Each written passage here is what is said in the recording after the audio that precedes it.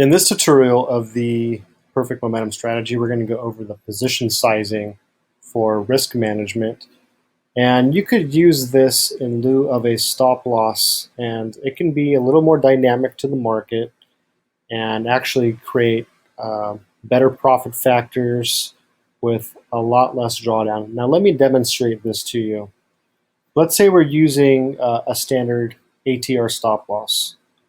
So we're going to show it on the screen. And in this trading system, say we're going to use the average true range of the last 20 days as our stop loss. So you'll see that now.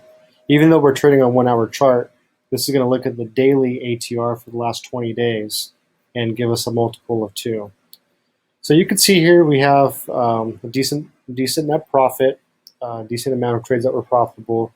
Profit factors, it's okay. Good by most standards, and a decent drawdown. So this is one way of doing risk management. Now another way that we have built in is position sizing. And the way this is going to work is this is going to look at also the average true range, but position size you accordingly to depending on how much you're willing to lose. So say you're willing to lose 1% of your account every time you go into a trade. So say you have $100,000 you're trading with, and any given trade you're willing to just risk 1%, which actually can be better than an average true range, just a fixed stop, right? So what you can do is you can use position sizing. And what this is going to do, this will adjust in a second, but what this is going to do, this is going to look at the last 20 days also on the daily time frame, or you can select whatever time period. But I'm going to choose the same settings we had as the ATR. We're going to look at a multiple of 2 on a 20 look back using the day period.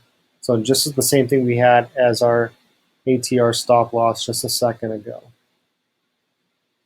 Now where this gets really, really good for you is we've built in a way to increase your position in more profitable times and decrease it during less profitable times. So using the market regimes again, if you haven't watched that video, I would recommend to watch that real quick. That will show you the different types of market regimes: bear volatile, bear markets, sideways ranging markets, bull markets, and bull volatile markets. Now what I'm going to do is I'm going to apply a market regime multiplier. And what that means is that depending on what type of market we're in, if it's a sideways ranging market or a bull type market or a bull volatile market, we could use more or less position sizing. And what we want to do is we want to use more position when it's more favorable to us. So usually the bull quiets are the least amount of loss with the best amount of return. So we usually would want to increase our position during those type of times only. And other times in bull volatile, we may want to still use a decent position sizing, but not as much as your bull quiet. And during sideways or ranging, you probably actually want to decrease your position sizing. So here's how we can achieve that. We have position sizing on.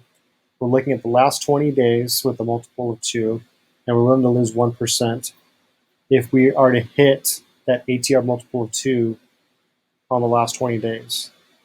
Now, if we use our market regime multiplier, so we're going to be looking at the daily time frame over the last 30 days for a market regime, and we're just looking for bull conditions between a bull quiet, and this is an extreme bull type market. So everything in between is okay for us to enter. Now, this is where the multiplier comes in. So if I want to increase, and I have 6 times increase, but you could use whatever you want. If I want to get my biggest positions when the market is going to be the most favorable to me during this period right here, where the bull quiet starts and really starts to get going, I can click this on. You'll see my net profit will come up quite a bit, almost double. I believe, let's look at our drawdown. So drawdown is a little up, still very low. Now, if I also want to, before we get into a volatile market, increase our position sizing, not as much as the bull quiet, but still want to increase my position sizing because it's still very favorable. I can add that over here also. And again, you can change these up or down. So actually our profit factor is going up. Now in the bull volatile, right before we get to bull volatile, we're still going to use increased position sizing, but still not as much. Now, during the sideways ranging markets, I actually want to decrease my position sizing. Let's use half what we normally would use. Let's see what happens over here.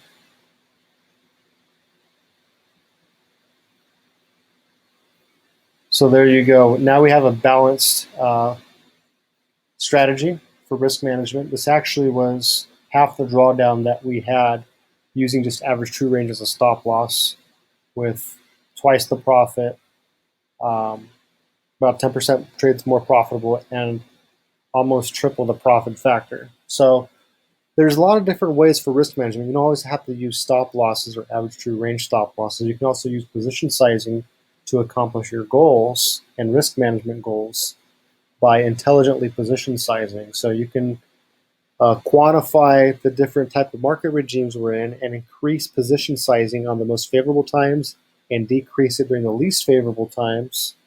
And with that, you can still accomplish great net profits and keep your risks small and go larger when it is in your favor, which is what you want to do as a trader.